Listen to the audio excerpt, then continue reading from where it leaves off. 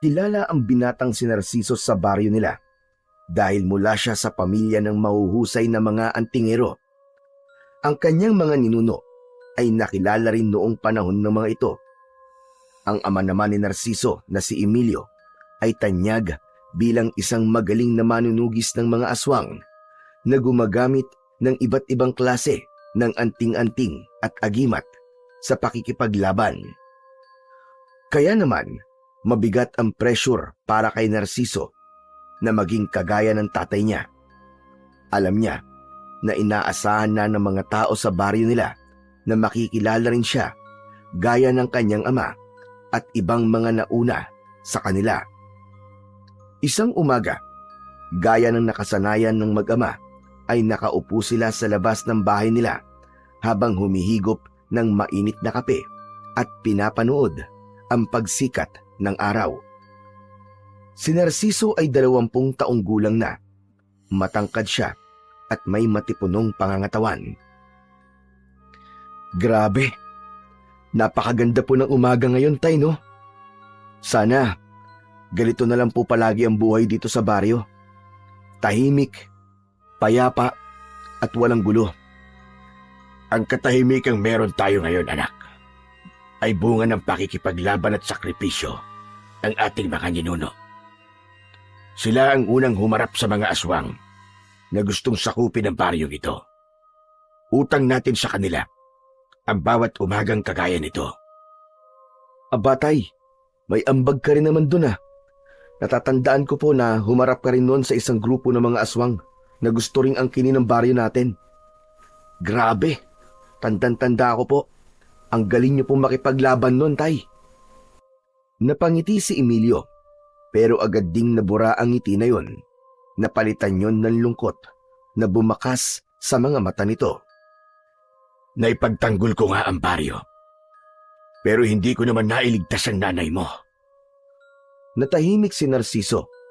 Naramdaman niyang biglang bumigat ang hangin sa paligid nila. Ang nanay ni Narciso, na si Lina, ay namatay sa pagsalakay ng napakaraming aswang sa lugar nila. Abala noon si Emilio sa pakikipaglaban ng pasukin ng 2 aswang ang bahay nila. Ipinagtanggol ni Lina si Narciso na noon ay bata pa lang, at dahil doon ay nasawi ito sa harap mismo ni Narciso. Naalala mo, Tay, tuwing ganitong umaga ay ginigising tayo ni nanay nun para sabay-sabay tayo mag-almusal. Tama ka, anak. At laging may tuyo at pritong itlog at sinangag. Paborito yun ng nanay mo eh. Kung buhay pa po sana si nanay ngayon, Tay, baka siya pa rin ang gumigising sa atin tuwing umaga. Sigurado po ako na mas buhay ang bahay natin, Tay. Sinabi mo pa. Nakakamiss din ang pag-aasikaso niya sa ating dalawa. Kahit pagod na siya sa mga gawaing bahay, ay hindi ko kailanman narinig na nagreklamo siya. Ganun niya tayo kamahal na dalawa, anak. Pero Tay, bakit pala hindi na ho kayo nag-asawa ulit? Wala namang masama ron, di ba? Saka wala rin pong problema sa akin kung umibig kayo ulit. Kung yun po magpapasaya sa inyo, Tay. Napatingin si Emilio kay Narciso. Saglit itong tumahimik bago tumingin sa malayo. Wala naman talagang masama. Maraming ang nagtangkang ipares ako kung kani-kanino. Pero wala akong nakilalang babae na kagaya ng nanay mo. Para sa akin, wala nang hihigit pa sa kanya, anak. Isa pa, ayoko ring pilitin ang sarili ko na umibig ulit. Wala nang hihigit pa sa kanya para sa akin. Pakiramdam ko, kapag nag-asawa pa ako ulit, ay parang nagtaksil na rin ako sa nanay mo. Gusto ko manatiling tapat sa kanya hanggang sa ako ay mamatay. Tumingin si Narciso sa mukha ng kanyang ama at napansin niya na nawala na ang lungkot nito dahil sa ang magagandang bagay na ang pinag-uusapan nila tungkol sa kanyang namayapang ina. Humiling siya na sana balang araw ay makatagpo din siya ng ganong klase ng pag-ibig. Habang tinatapos ni Narciso at Emilio ang kanilang kape, ay isang matandang lalaki ang naglakad palapit sa kanila. Medyo kuba na ito, May mahabang balbas at makapal na bigote na gaya ng manipis nitong buhok ay puro puti na. May hawak itong baston na yari sa kamagong. Ang matandang lalaki ay si Apo Ignacio, ang pinakakilalang babaylan sa kanilang baryo. Kilala ito sa kaalaman nito sa panggagamot, pakikipag-usap sa mga espiritu, at pagsasagawa ng mga sagradong ritual. Dahil doon ay iginagalang ito ng lahat sa kanilang baryo. Apo Ignacio, magandang umaga po sa inyo. Gusto niyo po ba ng kape? Hindi na, Narciso. Kumain na ako ng almusal at nakapagkape na rin ako nung napadaan ako sa kubo ni Doray. Nandito lang ako para makausap kayong mag-ama. Tungkol naman po saan ang pag-uusapan natin, Apo Ignacio. Sa susunod na buwan na ang ritual para sa masaganang ani dito sa baryo natin. 1 taon na naman ang lumipas mula nung huli nating ginawa ang ritual. Kaya kailangan na ulit nating isagawa yon. Ano pong maitutulong namin sa ritual, Apo? Napagdesisyonan ko kasi na si Narciso ang mamuno sa ritual ngayon taon. Hindi kagad nakapagsalita si Narciso. Parang may lumukob na kaba at pagkabigla sa kanyang dibdib. Ha? Ako po, Apong Ignacio? Bakit po ako? Hindi po ba kayo po ang palagi namumuno sa ritual para sa masaganang ani taon-taon? Narciso, panahon na para patunayan mo ang sarili mo sa buong baryo. Nababahala na kasi ako sa mga naririnig kong bulong-bulungan ng mga tao tungkol sa'yo. Sinasabi nilang baka hindi mo kayang sundan ang yapak ng iyong ama. Ayokong hayaan na mabahiran ng pagdududa mula sa mga tao ang pangalan ng pamilya nyo. Lalo na't ang lahi nyo ay mula sa angkan ng matatapag na antingero. Pero wala po akong alam sa pangunguna sa ritual. Baka po magkamali lang ako. Tanging ang paggamit lang po ng agimat at anting-anting ang itinuturo po sa akin ni tatay. Sa tingin mo ba ay pababayaan kita? Nandito ako para gabayan ka. Tuturuan kita, Narciso. Hindi kita pababayaan. Sisiguraduhin ko na malalaman mo ang lahat ng dapat mong matutunan bago ang ritual. Napatitig si Narciso sa kanyang ama na para bang humihingi siya rito ng sagot at ng kumpirmasyon. Tumango si Emilio sa kanya at matipid na ngumiti. Tumingin ito ng seryoso kay Apo Ignacio pagkatapos. Pumapayag ako, Apo Ignacio. Tamang-tama. Sa susunod na linggo ay 21 kaarawan na ni Narciso. Sapat na ang edad niya para magsagawa ng ritual. Tumango si Apo Ignacio na tila nasiyahan sa sagot ni Emilio. Simula sa mga susunod na araw ay sasanayin ko na siya. Kailangan niyang malaman ang bawat hakbang, bawat salita at bawat galaw sa ritual. Dahil isang maliit na pagkakamali lang ay maaaring magresulta sa hindi magandang bagay dito sa ating baryo. Maganda ka, Narciso. Ngunit huwag kang kabahan at matakot dahil yan ang magiging numero 1 mong kalaban. O siya, sige. Magpapaalam na ako at may mga gagawin pa ako.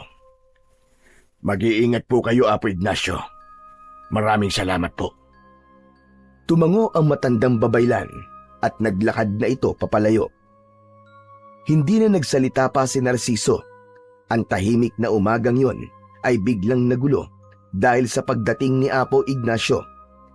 Hindi niya kasi akalain na ipagkakatiwala nito sa kanya ang pamumuno sa isang pinakamahalagang ritual na taon-taong ginagawa sa kanilang baryo. Hindi siya sigurado kung kaya niya yon. Pero ang sigurado siya ay hindi na siya maaaring tumanggi dahil mismong tatay na niya ang pumayag sa gustong mangyari ng matandang babaylan. Kinagabihan, sa hapunan ay tahimik si Narciso. Hindi siya gaya ng dati na maraming kwento sa kanyang tatay. Kahit pa ang paborito niyang adobong manok ang ulam nila, ay tila wala siyang gana. Hindi nagtagal ay napansin ni Emilio ang pagiging tahimik ni Narciso sa pagkain. Sandali lang anak. Parang naninibago yata ako sa'yo. Napakatahimik mo ngayong gabi. May iniisip ka ba? Nababahala at kinakabahan lang po kasi ako, Tay. Iniisip ko po kung kakayanin ko po bang talaga ang pamumuno sa ritual. Baka pwede pa po akong umatras. Kausapin niyo na lang po si Apo Ignacio. Hindi ka na pwedeng umatras, Narciso. Nakakahiya naman kay Apo Ignacio. Pinili ka niya. Ibig sabihin ay may nakita siya sa'yo na hindi niya nakita sa iba. Kung siya nga ay may tiwala sa'yo, dapat ikaw rin ay may tiwala sa sarili mo. Pero Tay, may tiwala naman po ako sa sarili ko eh. Pero hindi sa mga ganong bagay. Hindi sa pagsasagawa ng ritual. Wala po akong alam dun eh. Baka magkamali lang po ako at mapahamak pa ang buong baryo natin. Naiintindihan ko ang takot mo, anak. Kaya nga nandyan si Apo Ignacio para tulungan ka. Sa kanya na mismo nang galing natuturuan kanya at gagabayan. Hindi kanya ilalagay sa isang bagay na ikakapahamak mo, anak. Alam niyang handa ka at kaya mo mamuno sa ritual na yon. Muling natahimik si Narciso habang diretsong nakatingin sa mga mata ni Emilio. Totoo na may ilang nagsasalita tungkol sa iyo, anak. Ako mismo'y naririnig ko mga yon. May ilan na ikinukumpara ka sa akin. Alam kong hindi mo kailangan patunayan ang sarili mo sa kanila. Pero sa edad mo ngayon, magandang may isang bagay kang magagawa na may pagmamalaki mo. Hindi para lang sa iba, kundi para sa sarili mo. Bahagyang yumuko si Narciso sa sinabi ng kanyang ama. Maya-maya pa ay mahina siyang tumango kahit hindi pa rin buo ang loob. Ipinagpatuloy niya ang pagkain at paulit-ulit niyang inalala ang mga sinabi ng kanyang ama. Alam niya na sa pagkakataon na yon ay wala na siyang mapagpipilian kundi ang ihanda ang kanyang sarili para sa isang malaking ritual na kailangan gawin sa baryo nila taon-taon. Nang mga sumunod na araw, tuwing umaga ay dumaraan na si Apo Ignacio sa bahay ni Narciso upang simulan ang pagsasanay sa kanya para sa gaganaping ritual. Sa ilalim ng malaking punong mangga sa bakuran nila ay doon siya tinuruan ng matandang babaylan. Itinuro ni Apo Ignacio kay Narciso ang sayaw na siyang isinasagawa sa simula ng ritual para sa masaganang ani. Mabagal ang indak na may kasamang kumpas ng kamay at paa na isinasabay niya sa hampas sa tambol na pinatutugtog naman ni Apo Ignacio. Itinuro rin ito sa kanya ang mga sinaunang dasal sa lumang wika na tanging mga babaylan lang ang marunong. Sa una, palaging nagkakamali si Narciso. Nalilito siya sa mga hakbang ng sayaw at nauutal sa mga dasal. Ngunit naging matyaga si Apo Ignacio sa kanya. Hindi siya nito pinagalitan o hindi ito nagpakita ng pagkairita kapag paulit-ulit siyang nagkakamali. Habang lumilipas ang mga araw, ay naramdaman ni Narciso ang pagbabago sa kanyang sarili. Ang dating pagkailang sa pag-indak ay napalitan ng kumpiyansa at ang mga dasal na hindi niya nabibigkas ay nabibigkas na niya ng maayos at tama. Sa bawat pagtatapos ng kanilang pagsasanay sa isang araw, ay napapansin niya na mas tumitibay ang kanyang paniniwala na may kabuluhan ang ginagawa niya. Alam niya na kailangan maisagawa niya ng tama ang ritual dahil buong baryo nila ang makikinabang doon. Isang hapon, matapos ang pagsasanay, ay kapwa pawisan sina Narciso at Apo Ignacio. Nangingintab ang balat ni Narciso ng dahil sa pawis, ngunit may bakas ng ngiti sa kanyang muka. Maya-maya pa ay dumating ang tatay niyang si Emilio na may dalang isang tray na may nakalagay na 2 baso ng malamig na tubig at pritong saging na saba. Inilapag nito yon sa lamesang gawa sa kawayan sa tabi ng bahay. Magmerienda na muna kayo. Alam kong pagod na kayong dalawa. Lumapit sina Narciso at Apo Ignacio upang uminom at kumain. Kumusta na pala ang pagsasanay nyo, Apo Ignacio? Maayos naman ang lahat. Sa totoo lang, bilib ako sa anak mo. Mabilis niyang nakuha ang sayaw pati ang dasal. Mukhang handang-handa na siya para sa ritual, para sa masaganang ani. Maraming salamat po sa paggabay niyo sa anak ko, Apo Ignacio. Malaking bagay po ito sa kanya. Ginagampanan ko lamang ang tungkulin ko, Emilio. Pero kung gugustuhin ni Narciso, pagkatapos ng ritual, ay ituturo ko pa sa kanya ang iba ko pang nalalaman. Tumingin si Emilio sa anak niyang si Narciso. Gusto mo ba yon, anak? Opo, payag naman po ako, Tay. Sa totoo lang po nagugustuhan ko na po ang pagbibitaw ng dasal. Nakakamangha nga po na sa simpleng mga salita lang ay nakakagawa ang mga yon ng kakaiba at pambihira. Gusto ko pa pong matuto, lalo na ng iba pang mga ritual at dasal. Alam mo, Narciso, matanda na ako.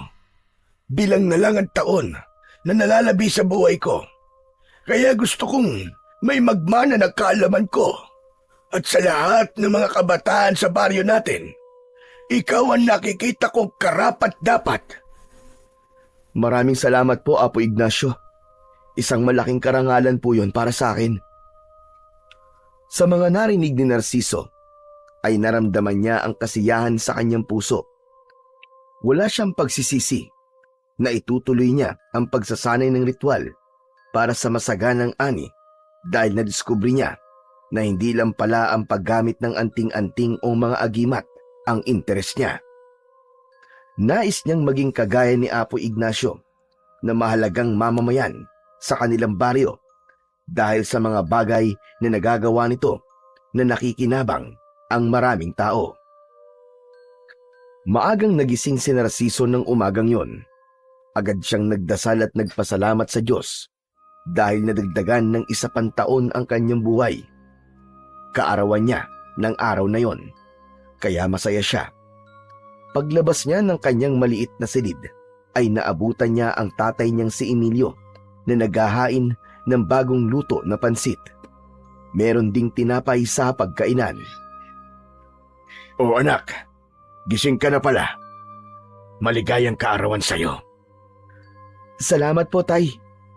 Pero sana po, hindi na po kayo nag-abala. Sigurado ko nang aga niyong nagpunta sa palengke para mamili. Maliit na bagay lang ito, anak. Saka isang beses sa isang taon lang naman ang kaarawan mo. Kaya dapat ay maghanda tayo kahit na papano. O siya, halika na. Maupo ka na at para makakain na tayo. Mamaya ay dadalang ko ng pansit si Apo Ignacio pagkatapos natin kumain. Nakangiting umupo si Narciso.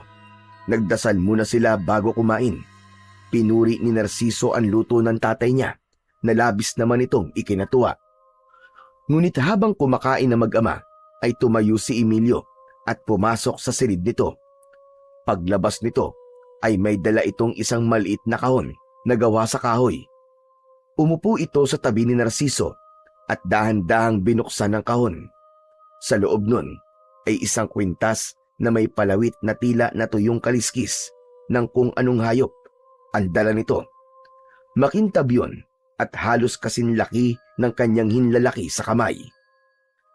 Tay, ano po yan? Ito'y isang kaliskis ng sinaunang ibon, anak. Ipinamana ito sa akin ng tatay ko. Naminana rin niya sa lolo niya. Sinasabing ito ay nagmula pa sa sinaunang ibon na nabuhay nung panahon na wala pang tao dito sa mundo. Ganun po, Itay.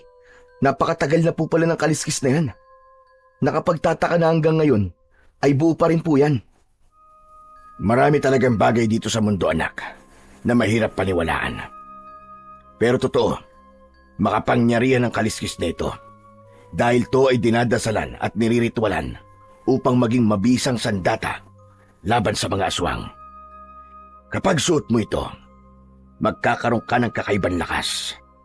Lahat ng sandatang mahahawakan mo ay magiging epektibo laban sa kasamaan. At kung bilog ang buwan, ay lalakas palalo ang kapangyarihan nito. Hindi ko po alam, Tay, na may ganyan pala kayong tinatago. Siguro yan po ang tumulong sa inyo nun, kaya matagumpay niyo pong nalalabanan ng mga aswang. Tama ka, anak. Ang kaliskis ng sinaunang ibon na ito ang naging sandigan ko noon.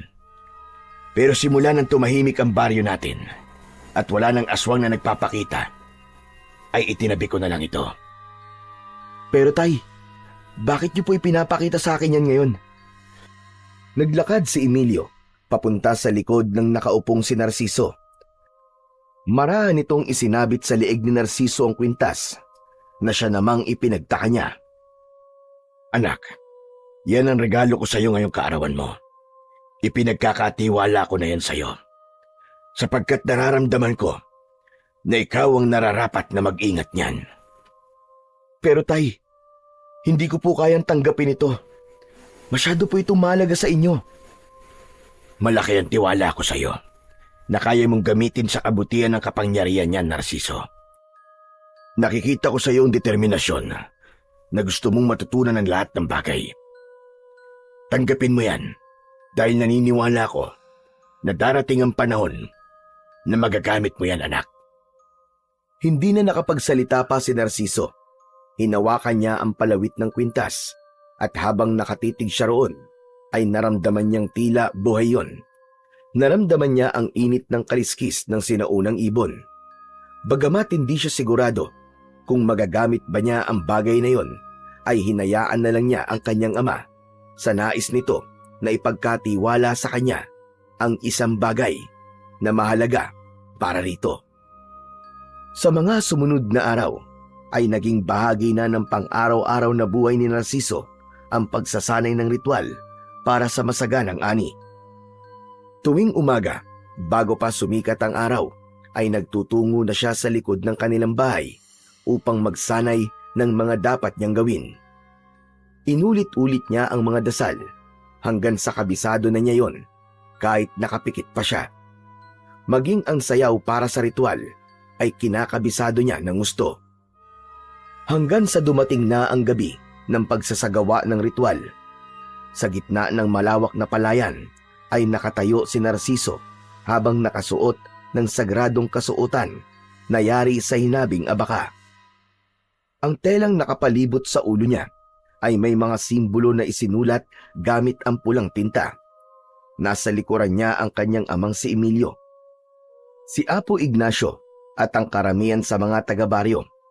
Sa gilid naman ay naroon ang mga kalalakihan na may hawak na tambol na siyang tutugtog sa sayaw ni Narciso mamaya. Kinakabahan ng bahagya si Narciso, pero buo ang kanyang loob. Tandaan mo, Narciso, dapat ay wala kang magiging pagkakamali sa ritual na iyong gagawin. Kahit maliit lang, ay maaaring magbago ang takbo ng ritual at iba ang magiging bunga nito. Huwag po kayo mag-alala, Apo Ignacio. Alam ko na po ang gagawin ko. Ilang araw po ako nagsanay upang masiguro ko na wala akong maling magagawa. Mabuti naman kung ganon. May tiwala kami sa iyo, Narciso. Sa sandaling mawala na ang buwan sa likod ng ulap, ay maaari ka nang magsimula. Tandaan mo, kapag nagkamali ka, ay hindi na maaaring ulitin ang ritual. Kada taon, ay isang beses lang ito pwedeng gawin. Matyagang naghintay si Narciso. Nang tuluyan ng lumitaw ang bilog na buwan mula sa ulap, ay nagkaroon ng kakaibang liwanag ang paligid. Lumingon si Narciso kay Apo Ignacio at tumangulang ito bilang hudyat na kailangan niya nang simulan ang ritual. Huminga ng malalim si Narciso. Dahan-dahan siyang nagsimulang sumayaw. Kasabay ng sayaw ay binigkas niya ang sinaunang dasal na itinuro sa kanya ni Apo Ignacio. Siniguro niya na tama ang kanyang pagbigkas ng bawat salita. Habang patuloy ang kanyang pagsasayaw, ay hinugot niya ang patalim na nakasukbit sa gilid ng kanyang bewang. Hindi siya nag-alinlangan na hiwaan ang kaliwa niyang braso gamit ang patalim. Masakit, pero hindi siya nagpakita ng kahit na anong reaksyon. Hinayaan niyang pumatak ang dugo niya sa lupa. Sa huling bahagi ng ritual ay lumuhod si Narciso. Yumuko siya at hinalikan niya ang lupa. Nang tumayo siya ay nagulat ang lahat nang biglang yumanig ang lupa. May ilang tao na napasigaw at meron din na tumakbo. Mula naman sa pinagpatakan lupa ng dugo ni Narciso ay isang pagbitak ang nangyari. Mula sa bitak na yon ay lumabas ang isang makapal na itim na usok. Lumipad yun sa ere at nagpaikot-ikot na parang may sarili yung buhay. Hindi nagtagal ay nawala ang usok at tila sumama yon sa hangin. Naramdaman ni Narciso ang biglang pagbigat ng hangin. Napalingon siya sa paligid ng isang malakas na halakhak ang narinig niya na sa tingin niya ay siya lang ang nakakarinig. Lumapit sa kanya si Emilio habang nakasunod dito si Apo Ignacio. Hinawakan ni Emilio ang magkabilaan niyang balikat at tumingin ito sa kanya nang may pag-aalala. Anak, ayos ka lang ba? Ayos lang po ko, Tay.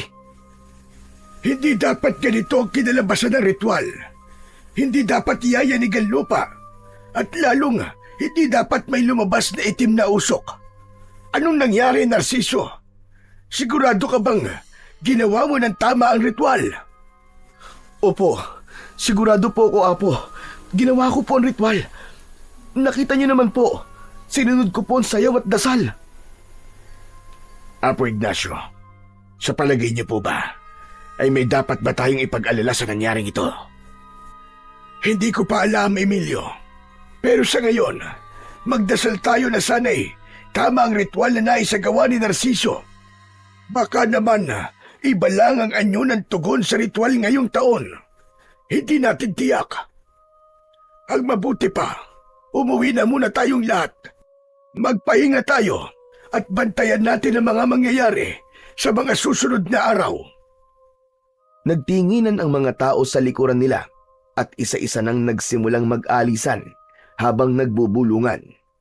Si Emilio naman ay inakay si Narciso paalis sa gitna ng palayan. Hindi na nagsalita pa si Narciso, bagkus ay tahimik lang siyang sumabay sa ama habang tinatahak nila ang madilim na daan pabalik sa kanilang tahanan. Paulit-ulit niyang binalikan ang ginawa niyang ritual at inisip niya kung saan siya may nagawang pagkakamali. Ngunit wala siyang maisip na ginawa niyang hindi tama. Nang makarating na si Narciso sa bahay, ay agad siyang naupo. Laman pa rin ng isip niya ang ginawa niyang ritual kanina. Kumuha ng tela si Emilio at inilagay nito yon sa sugat niya sa braso. Naguguluhang tumingin si Narciso sa kanyang ama. Tay, lubos ako nag-aalala. Paano po kung may masamang mangyari dahil po sa ritual na ginawa ko? Dapat pala talaga ay umatras na lang ako nung una pa lang eh. Hindi ko na dapat pinilit ang sarili ko. Kapag may nangyari sa mga tao dito sa baryo, ay walang dapat sisihin kundi ako. Anak, tama na. Huwag mong hayaan na pangunahan ka ng takot. Hindi mo alam kung ano talaga ang ibig sabihin ng nangyari. At kung may mali man, hindi ibig sabihin na ikaw kagad ang may kasalanan. Pero ako po ang gumawa ng ritual, Tay. Hindi po ba sinabi ni Apo Ignacio na kahit maliit na pagkakamali ay wala dapat? Iniisip ko po kanina pa kung saan parte po ako nagkamali. Tensyonado na si Narciso ng sandaling yon. Nanginginig ang buo niyang katawan.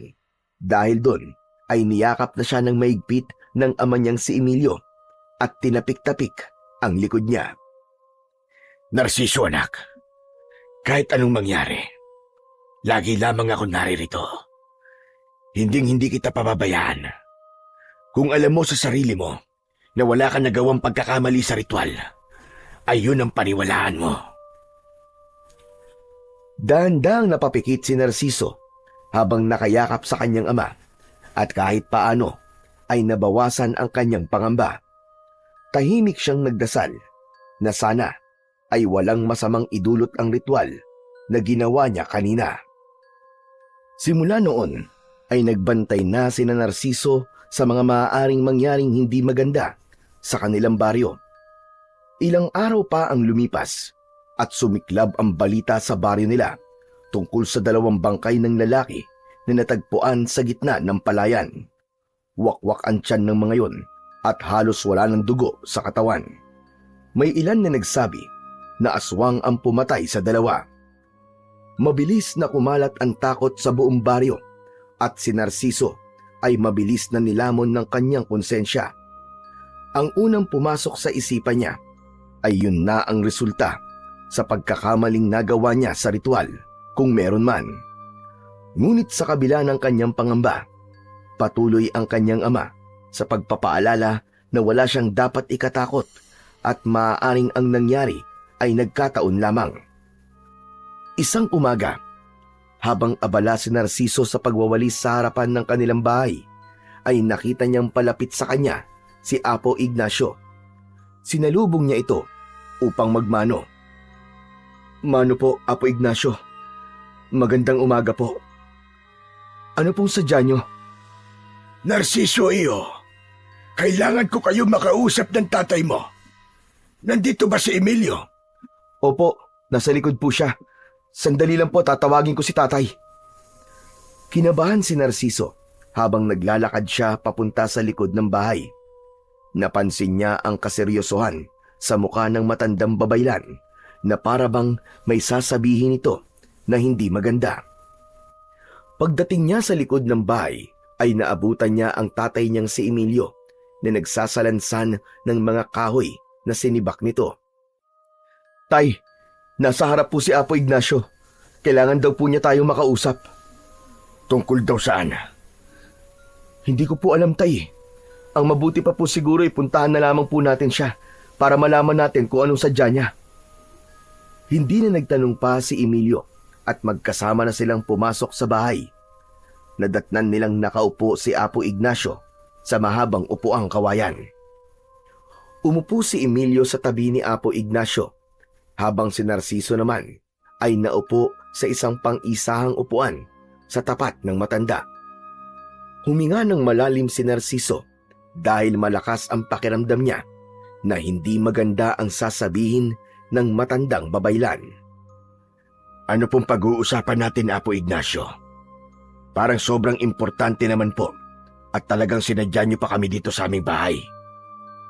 Siguro naman ay nabalitaan na ninyo ang tungkol sa bangkay ng 2 lalaki na natagpuan sa gitna ng palayan. May nagsabi rin sa akin na may nakakita raw sa pumatay sa mga yon. Isa raw nila lang na may maitim na balat at mahabang puting buhok.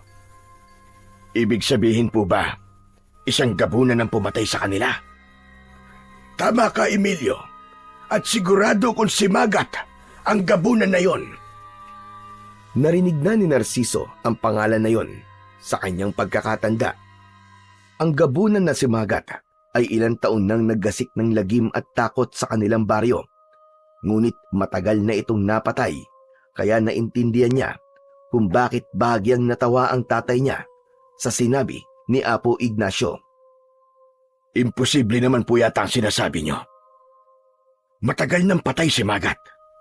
Pinatay siya ng mga ninuno namin, hindi po ba? Alam ko, Emilio.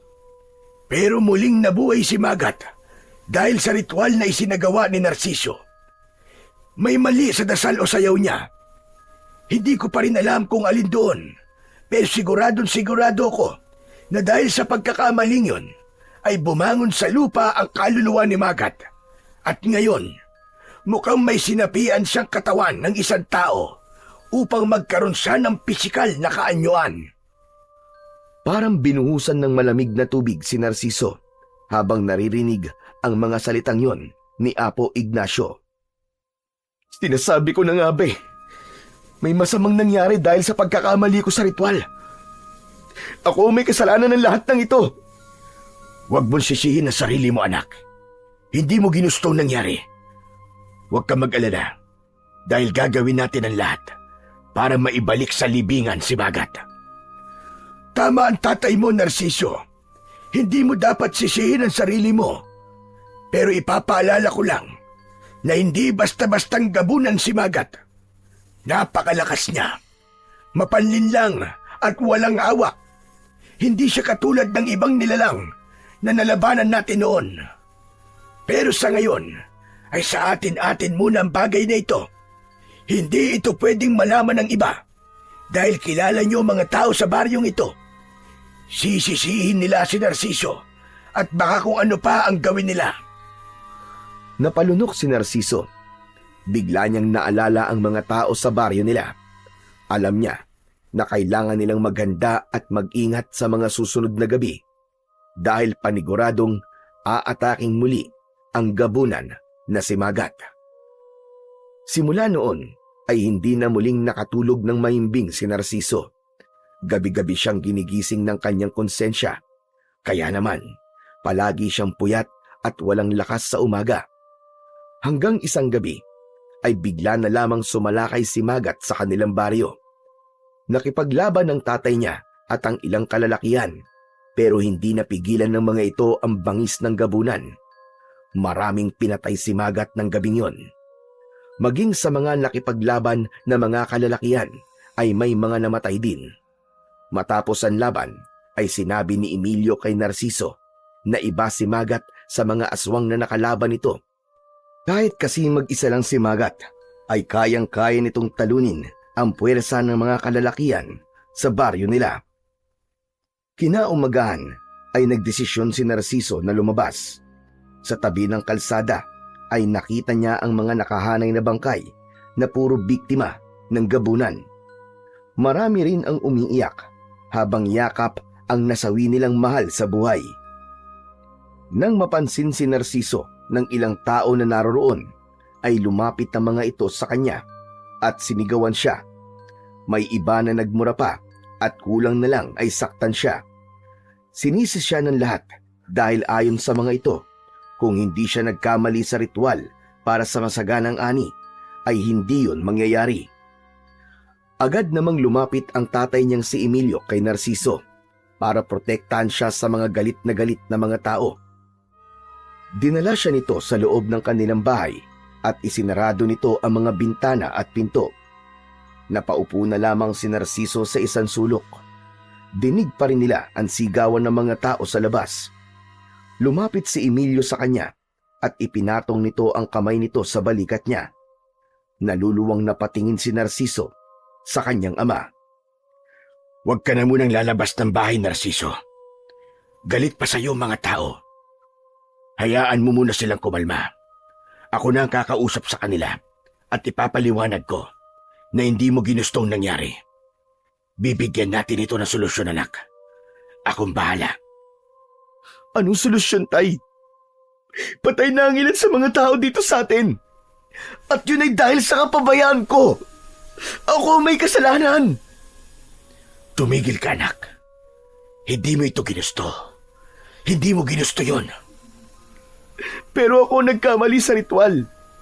Ako po ang bumuhay kay Magat. Pakiramdam ko, ako ang pumatay sa mga taong yun. Natigilan si Emilio. Matiim itong nakatingin sa kanya na parang nag-iisip. Ang hindi ko lang maintindihan ay kung paano nalaman ng mga tao na dahil sa ritual mo ay nabuhay si Magat. Hindi ba tayong tatlo lang ni Apo Ignacio ang nakakaalam ng bagay na yon? Hindi po kaya may iba pang pinagsabihan si Apo Ignacio? Imposible. Hindi niya sasabihin sa iba ang ganung bagay, lalo na't gaya ko ay nais ka rin niyang protektahan. Marahil ay may nakarinig nung nag-uusap tayo nang hindi natin alam. Nang sandaling yon ay parang nabingi na si Narciso sa sigawan ng mga tao sa labas. Parang gusto na lang niyang maglaho na parang bula. Pakiramdam niya ay walang kahit na anong salita ang makakapawi ng labis na konsensyang nararamdaman niya ng mga oras na yon. Kinagabihan, habang tahimik ang kapaligiran, ay hindi makatulog si Narciso. Paulit-ulit na bumabalik sa isip niya ang paninisi ng mga tao sa kanya. Ayaw siyang patahimikin ng kanyang konsensya hanggang sa isang desisyon ang bigla na lamang pumasok sa isip niya. Bumangon si Narciso at kinuha niya ang isang lumang backpack. Binuksan niya ang kanyang aparador at kumuha siya ng ilang damit doon. Maayos niyang inilagay ang mga damit sa bag. Bago siya lumabas ng kanyang kwarto, ay hinawakan niya ang kwintas niya na may palawit na kaliskis ng sinaunang ibon. Yun lang kasi ang bagay na pagmamay-ari ng tatay niya na madadala niya sa plano niyang paglalayas. Matapos yun, ay lumabas na si Narciso ng bahay nila habang natutulog ang kanyang ama. Nagsimula siyang maglakad ng walang tiyak na direksyon. Ang tanging nasa isip niya lang ay ang makalayo sa baryo nila at magsimula ng panibagong buhay sa ibang lugar. Naniniwala siya na habang naroroon siya ay mas mahihirapan ang mga tao na makausad mula sa sakit ng pagkawala ng mga mahal sa buhay ng mga ito. Nang abutan siya ng umaga sa paglalakad, ay halos hindi na niya maramdaman ang kanyang mga paa. Pawisan, madungis at gutom na si Narciso, pero hindi siya huminto. Sa bawat hakbang niya ay parang tinutunaw ng matinding sikat ng araw ang lakas niya, pero alam niya na walang-wala ang hirap na nararanasan niya sa hirap at sakit na nararanasan ng mga tao sa baryo nila dahil sa kanyang pagkakamali. Matindi pa rin ang sikat ng araw nang marating ni Narciso ang isang maliit na baryo. Halos hindi niya na maigalaw ang mga binti sa tindi ng pagod at gutom niya. Sa isang kanto ay may nakita siyang isang maliit na karinderya.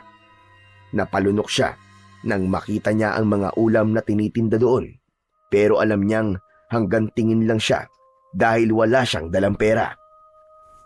Nang lumapit sa kanya ang tindera, ay tinanong siya nito kung ano ang bibili niya at hindi agad siya nakasagot. Ate, pwede po ba akong makiinom ng tubig? Tumangulang ang babae at agad naman siya nitong binigyan ng isang baso ng tubig. Mabilis na naubos ni Narciso ang tubig at bago siya umalis ay nagpasalamat siya sa tindera. Pagsapit ng dapit hapon, ay unti-unti nang nilamon ng dilim ang langit. Dumaan si Narciso sa isang masukal na daan sa pagitan ng dalawang baryo. Tahimik ang buong paligid at tanging yabag lang niya ang kanyang naririnig. Hanggang sa may sumulpot mula sa likod ng puno na dalawang lalaki. Natakot siya dahil isa sa mga ito ay may dalang patalim. Humarang agad ang may dalang patalim kay Narciso. Mga kuya, huwag niyo po akong sasaktan. Dadaan lang naman po ako. Hindi ka masasaktan kung susundin mo ang gusto namin. Ibigay mo sa amin yung bag mo at kung ano pang mga dala mo. Damit lang po ang laman ito. Heh, sinungaling ka. Malamang may pera sa loob niyan. Amin na yan. Agad na inagaw ng isa ang bag mula sa balikat ni Narciso. Nang maalis yun sa katawan niya, ay hinila niya yon pabalik. Damit lang sinabi ang laman ito eh. Kung damit lang, bakit hindi mo mabitawan? Parang awa niyo na po. Ito na lang po ang meron ako. Pero hindi pinakinggan ng mga lalaki si Narciso. Itinulak siya ng isa at sinuntok sa tiyan. Napaluhod siya sa sakit, pero muli siyang tumayo at hinabol ang lalaking may tangay sa kanyang bag. Humarap ito sa kanya at binigwasan siya ng suntok sa muka. Gumanti siya ng suntok, pero sa hangin yun tumama. Nang tadyakan siya ng isang lalaki sa likod, ay padapa siyang natumba sa putikan. Akmang tatayo pa sana siya, pero pinagtulungan siyang sipain ng dalawang lalaki ng paulit-ulit. Tinamaan siya sa iba't ibang parte ng kanyang katawan. Hanggang sa hindi na kinaya ng katawan ni Narciso ang lahat, at nang malakas siyang sinipa sa muka, ay tuluyan ng nagdilim ang kanyang paningin at nawala na siya ng ulirat. Nang magising si Narciso, ay madilim pa rin ang paligid. Pilit siyang tumayo kahit nanginginig pa ang kanyang mga tuhod at masakit ang buong katawan niya. Marahan siyang naglakad upang maghanap ng maaari niyang masilungan. Hindi siya huminto sa paglalakad hanggang sa sumapit na ang umaga. Muling nakarating si Narciso sa isang panibagong baryo. Dahil sa labis na pagod ay nagdesisyon siya na ihinto na ang kanyang paglalakad at sa baryong yun na lamang manatili. Sa tindi ng gutom na nararamdaman niya ay napilitan siyang humingi ng barya sa mga taong dumadaan. Iba't ibang tingin ang natatanggap niya mula sa mga tao. May mga naaawa at meron din naman na tila natatakot sa kanya. Pagsapit ng gabi ay natulog si Narciso sa labas ng isang nakasaradong tindahan. Pinagkasya niya ang sarili sa upuan doon na gawa sa kawayan.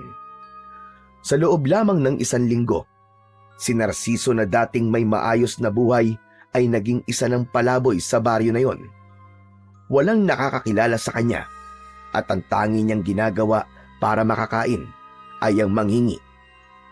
Alam niya na napakalayo na ng buhay niya sa baryong yun sa dating niyang buhay, pero naisip niya na baka yun na ang kabayaran sa pagkakamaling nagawa niya. Isang umaga, nakatulala si Narciso habang naglalakad sa gilid ng kalsada. Punit ang kanyang damit na may bahid ng natuyong dugo at putik. Bakas ang gutom, uhaw at kawalan ng direksyon sa kanyang muka. Sa kanyang paglalakad ay may nakasalubong siyang 3 batang lalaki. Tinawanan siya ng mga yon at tinawag siyang mabahong palaboy. Masakit yon para kay Narciso, pero hindi na siya umimik dahil yun naman ang katotohanan. Hanggang sa isang lalaki ang lumapit sa kanila. Matangkad ito at kayumanggi ang balat. May bitbit ito na tinapay at soft drinks na nakalagay sa plastic na may straw. "Hoy! Pambihira to mga bata na to! Tumigil na nga kayo! Para kayong hindi tinuturuan ng magandang asal ng mga magulang nyo Umuwi na nga kayo sa bahay nyo! Mga bastos!" Nagsitakbuhan kagad ang mga bata at iniwan si Narciso na nakayuko sa harap ng lalaki. Lumapit ang lalaki sa kanya at iniabot sa kanya ang tinapay at soft drinks. "Oh, sa'yo na to. Kainin mo at mukhang gutom na gutom ka na eh." Walang pagdadalawang isip na kinuha ni Narciso ang ibinigay ng lalaki. Salamat. Talagang gutom na ako. Hulog ka ng langit. Maraming salamat sa'yo." "Wala yun. Ilang araw na kasi kitang nakikitang palakad-lakad dito sa lugar namin. Saan ka ba talaga nakatira?" Wala akong bahay eh." "Ganun ba? Ako nga pala si Elias. Ikaw, anong pangalan mo?" Ako si Narciso." "O sige, Narciso. Mag-iingat ka, lalo na't sa labas ka yata natutulog." "Saan ako dapat mag-ingat?"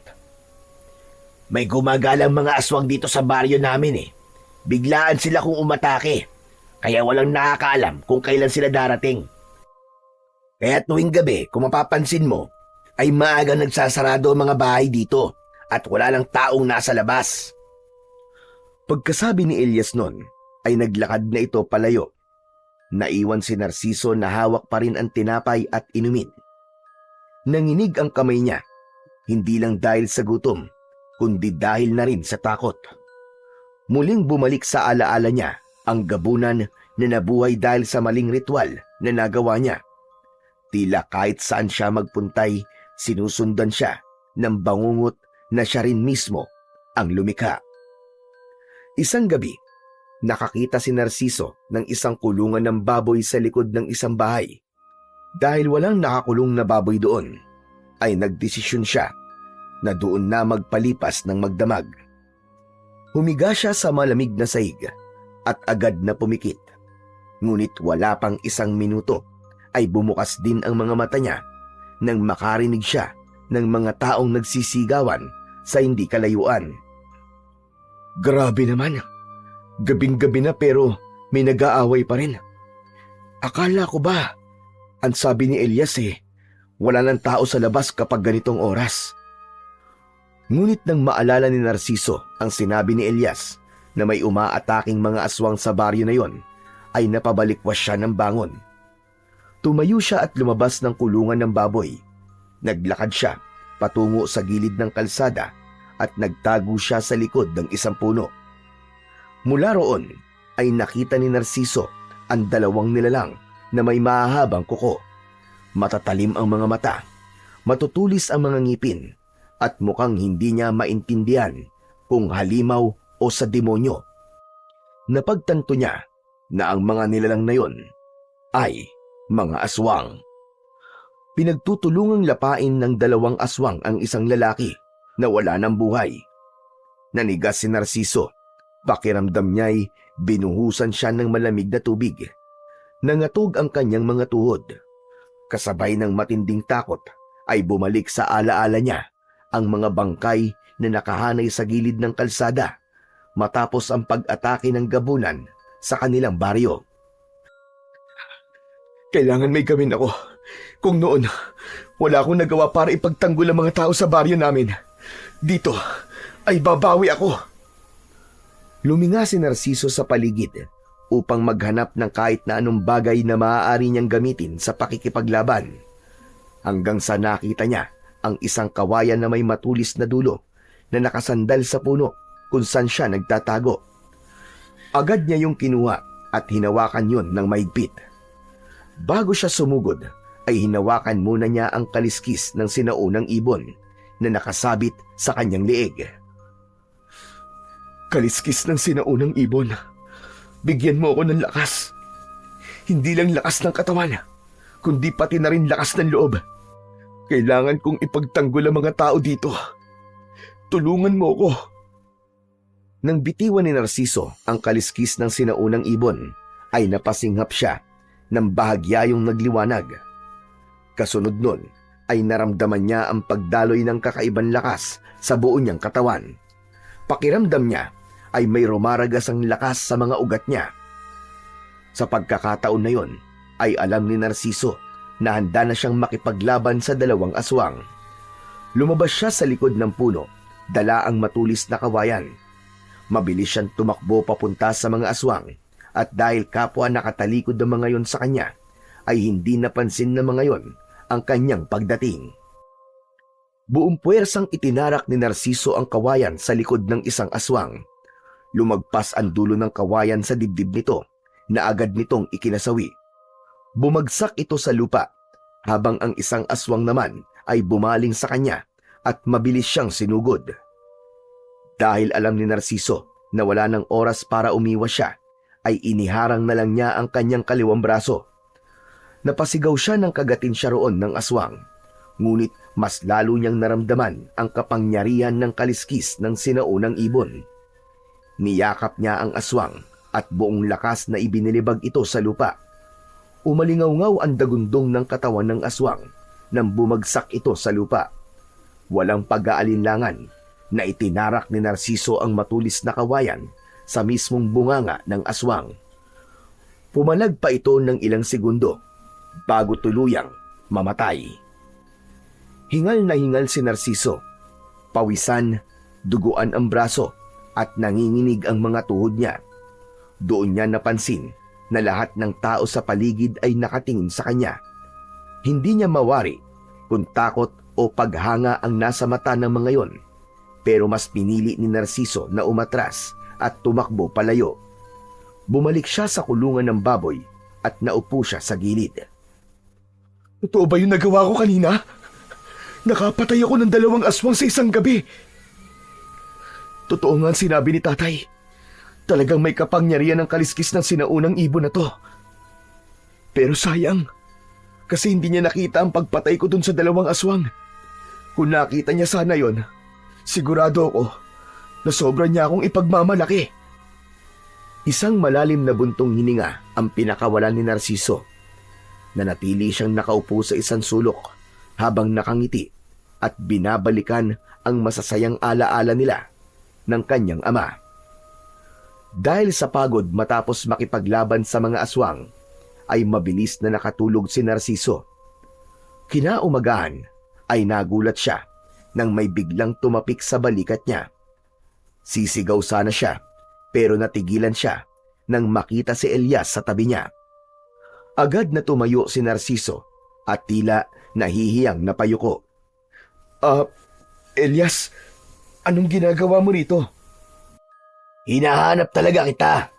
May nagsabi sa akin na dito ka raw pumunta kagabi matapos mong patayin yung 2 aswang. Kung ganon, nakita mo pala yung ginawa ko kagabi. Hindi, pero may mga nagsabi sa akin sa nangyari kagabi. Ang kwento nila may isang palaboy daw na biglang lumitaw at nilabanan at pinatay yung 2 aswang. Ikaw lang naman ang kakilala kong palaboy dito . Kaya kahit hindi ko nakita, alam ko na kagad na ikaw yun. Sa bagay, tama ka naman. Kahit ako, wala akong ibang nakikitang palaboy dito kundi ako lang. Alam mo, Narciso, humahanga ako sa'yo. Ang tagal nang inaatake ng aswang ang baryo na to, pero walang nagkaroon ng lakas ng loob na lumaban. Lahat kami dito ay takot sa mga aswang. Alam mo bang malaking bagay ang ginawa mo? Baka kasi dahil sa ipinakita mong tapang, ayun na maging simula ng pagkakaroon ng lakas ng loob ng mga tao dito. Para hindi na kami nagtatago at tumatakbo lang kapag may aswang. Elias, ginawa ko lang naman ang nararapat. Kahit dahil lang ako rito, hindi ko kayang pumikit na lang at hayaan na may mapatay yung mga aswang na yun. Napangiti si Elias sa sinabing yun ni Narciso. Dahil sa ginawa mo kagabi, gusto kong bumawi sa'yo. Elias, kahit isang supot ng tinapay at tubig lang, masaya na ako. Higit pa ron ang nararapat para sa'yo. Gusto kitang kupkupin kahit pansamantala lang. Wala rin naman akong kasama sa bahay . At bilang kapitan ng baryong to, ay obligasyon ko ring tulungan ang unang taong naglakas loob na labanan ng mga aswang. Kapitan? Ikaw pala ang kapitan ng baryong ito? Oo, bakit? Hindi ba halata? Sa totoo lang, hindi. Parang ang bata mo pa kasi para maging kapitan. Pero sigurado ka ba talaga? Papayag kang patirahin ako sa bahay mo kahit isa lamang akong palaboy? Kapag may bahay ka na, hindi ka na palaboy, di ba? Pero Elias, hindi mo pa ako kilala. Malay mo, masamang tao pala ako. Bagyang natawa si Elias at umiling. Kung masama kang tao, pinatulan mo na sana yung mga batang nanunukso sa'yo nung isang araw at hindi mo na sana nilabanan yung mga aswang. Alam mo, ang dami mo pa't sinasabi. Papayag ka ba o hindi? Aba, syempre, papayag ako. Grasya na lumalapit sa akin . Saka, hirap na talaga ako matulog sa kung saan-saan. Napangiti si Narciso sa labis na kasiyahan. Magaan ang loob niya kay Elias, kaya alam niya na nasa mabuti siyang mga kamay. Nauna na siyang lumabas ng kulungan ng baboy, pero napahinto siya nang makitang hindi umaalis si Elias sa loob ng kulungan. O ayan, ayusin mo na yung mga gamit mo. Kung meron ka mang gamit, kumain ka na muna, tapos sumama ka sa akin. Welcome ka sa bahay ko. Hindi makapagsalita si Narciso sa sobrang tuwa. Napayuko na lang siya at napalakas ang kanyang buntong hininga. Isang bagay na matagal niya nang hindi nararamdaman. Ang pag-asang may tahanan na siyang babalikan. Oh, bakit nandiyan ka pa rin? Akala ko ba pupunta na tayo sa bahay mo? Wala ka bang kahit na anong gamit? Wala. Ninakaw ng 2 lalaki habang naglalakad ako . Lumabas na si Elias sa kulungan ng baboy at lumapit kay Narciso. Kahit damit? Wala ka? Yun na nga lang sana ang meron ako . Pero ninakaw pa rin. Oo nga pala. Meron akong damit. Itong suot ko. Napailing si Elias pero may bahagyang ngiti sa kanyang muka. Huwag kang mag-alala. May ilang damit pa naman ako nakatago na mukhang kasya naman sa'yo. Ibibigay ko na lang yun naman yun sa'yo. O tara na, para makapagpahinga ka na rin ng maayos, saka para malinis at malagyan na rin ng gamot yung mga sugat mo. Maraming salamat, Elias ha. Ay, Kapitan Elias pala. Hulog ka talaga ng langit sa akin. Ikaw naman, Elias na lang. Mas sanay ako na tinatawag lang ako sa pangalan ko. Tumango si Narciso habang bakas sa kanyang muka ang labis na kasiyahan. Hindi nagtagal ay magkasama ng naglakad ang dalawa patungo sa bahay ni Elias. Labis ang pasasalamat ni Narciso na may nagmagandang loob na tulungan siya dahil sabik na siyang makahiga muli sa maayos na tulugan at makakain sa tamang oras. Makalipas ang ilang minuto, ay nakarating na si Narciso sa bahay ni Elias. Katamtaman ng laki ng bahay nito, nagawa sa pinaghalong kahoy at simento. May malawak na berandang may mga paso ng halamang namumulaklak at isang duyan na nakasabit sa dalawang haligi. Malinis ang paligid at bagaman simple ang disenyo ng bahay, ay halatang inaalagaan yon ni Elias. Nang pumasok sila, ay bumungad kay Narciso ang maayos at malinis na sala. Itinuro ni Elias sa kanya ang isang pinto na malapit sa kusina. Narciso, yun nga pala magiging kwarto mo rito. Diyan ka matutulog habang nandito ka. Pero bago ka magpahinga, maligo ka na muna. Nasa likod ng banyo ko. May tuwalya doon. Yun na lang ang gamitin mo. Maraming salamat talaga, Elias ha. Hindi ko akalain na mangyayari to sa akin sa lugar na to. Akala ko habang buhay na ako magiging palaboy. Wala ka naman. Ang mga kagaya mo ang karapat-dapat na tinutulungan. Oo nga pala, habang naliligo ka, ay ilalabas ko na rin yung mga damit na pwede mo magamit. Muling nagpasalamat si Narciso kay Elias. Matapos yun, ay nagtungo na siya sa kusina at lumabas sa pinto doon. Nakita niya ang banyo sa likod ng bahay. Nang makapasok siya roon, ay napangiti siya nang makita ang isang drum ng tubig. Meron din doon shampoo, sabon at batong panghilod. Masaya siya dahil sa wakas, makalipas ang mahigit 1 linggo, ay makakaligo na ulit siya. Simula noon, ay nagbago na ang buhay ni Narciso sa baryong yun sa tulong ni Elias. May maayos na siyang higaan at kumakain na ulit siya ng 3 beses sa isang araw. Malinis na ang kanyang katawan at may pamalit na rin siyang mga damit. Ipinakilala din siya ni Elias sa mga tao sa baryo na nagpabago sa tingin ng mga tao sa kanya. Mula sa pagiging isang kinatatakutang palaboy, ay naging kilala siya bilang tagapagtanggol ng baryo mula sa mga aswang.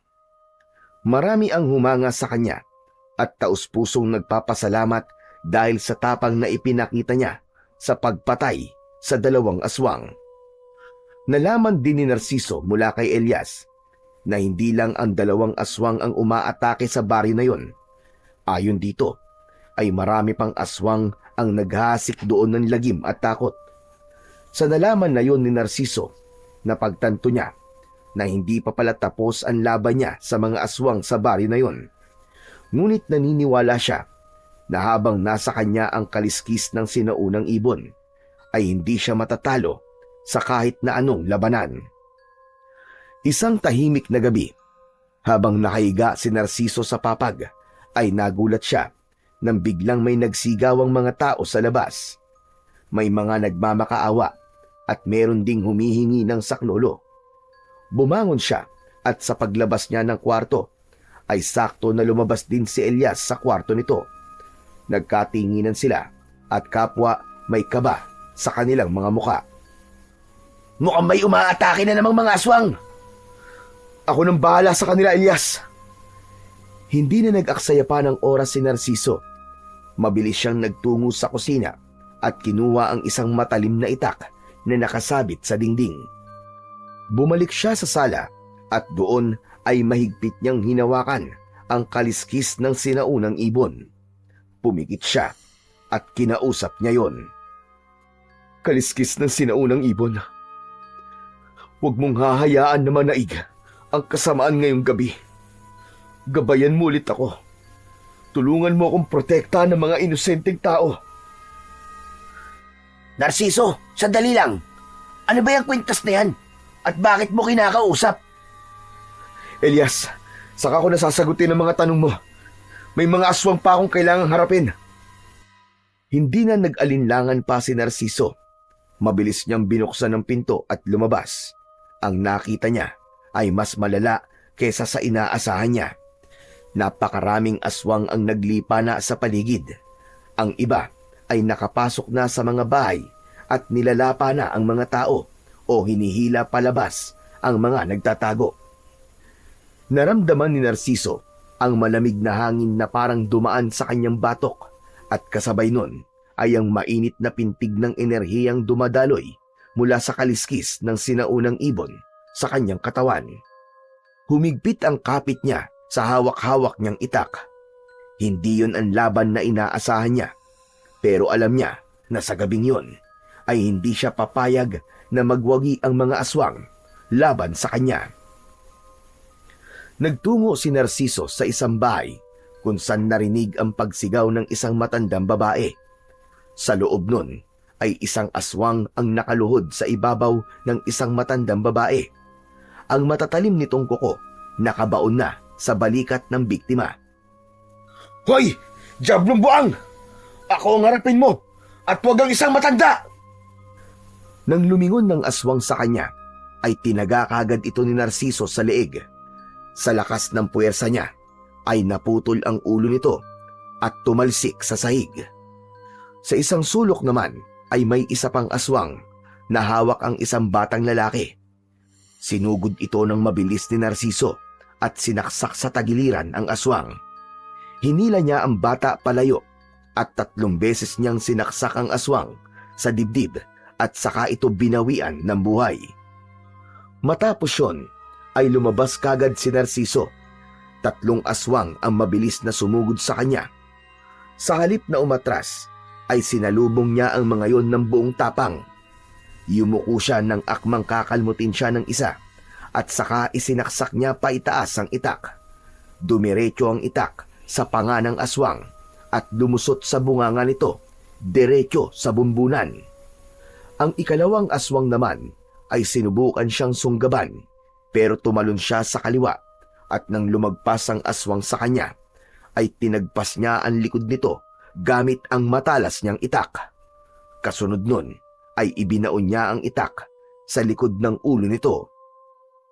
Ang isa pang aswang ay nagawang makalmot sa balikat si Narciso. Sa kabila ng sugat na yun ay hindi siya natinag. Humarap siya sa aswang at malakas niya itong tinadyakan sa dibdib. Nang matumba ito sa lupa, ay ginilitan niya ito sa leeg. Sumirit ang dugo sa leeg ng aswang hanggang sa nalagutan yun ng hininga. Nagpatuloy si Narciso sa pakikipaglaban sa iba pang mga aswang. Naramdaman niya ang mainit na puwersa mula sa kwintas na nasa leeg niya. Tila ginagabayan siya nito at pinapatalas pa ang kanyang pakiramdam. Sa gitna ng pakikipaglaban ni Narciso sa mga aswang, ay nakita niya sa gilid ng mga mata niya si Elias na nakikipaglaban na rin sa mga aswang habang tanga ng isang matalim na itak. Mabilis na lumapit dito si Narciso nang mapatumba nito ang isang aswang. Elias! Anong ginagawa mo rito? Ako nang bahala rito! Baka mapahamak ka lang! Hindi na pwedeng wala akong gawin, Narciso!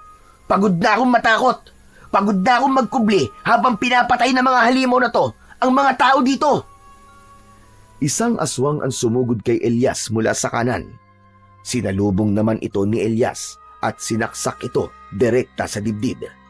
Bumagsak ang nilalang habang dumadaloy ang maitim nitong dugo sa lupa. Tumayo si Elias sa gitna ng kalsada at malakas na sumigaw. Mga kababaryo! Huwag na kayong matakot! Lumaban na kayo! Atin ang baryong ito! Huwag nating hayaan na masakop nila ang lugar na pagmamay-ari natin! Isa-isang sumilip sa kanilang mga bahay ang mga tao.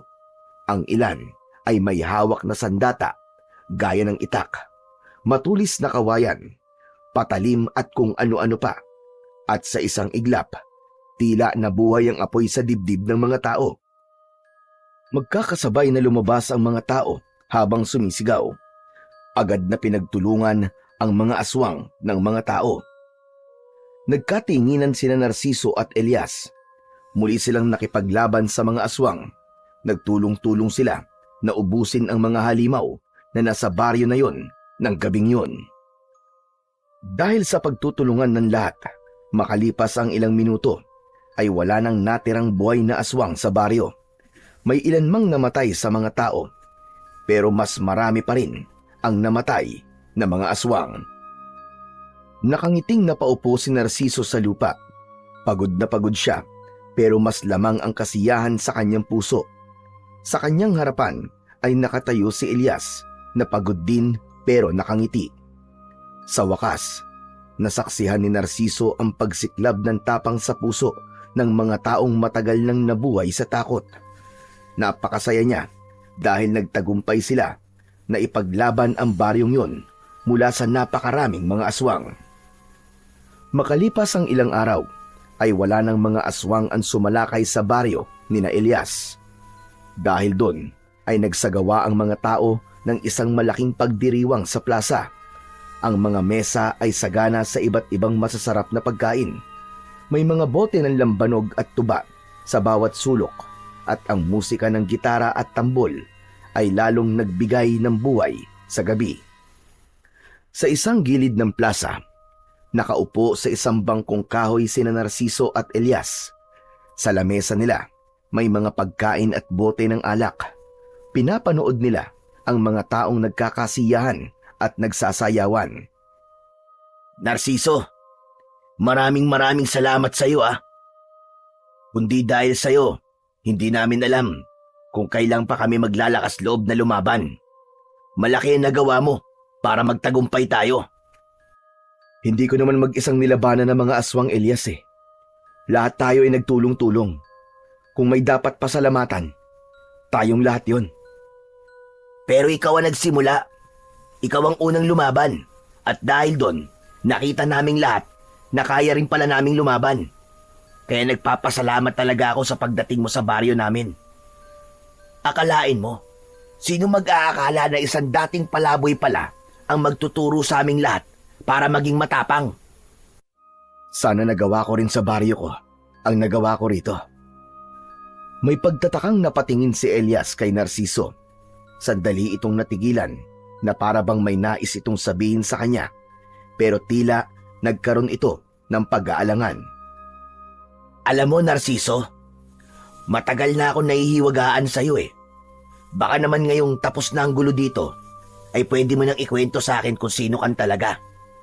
Hindi kasi ako naniniwala na isang palaboy ka lang Napatingin si Narciso sa basong hawak niya na may lamang alak.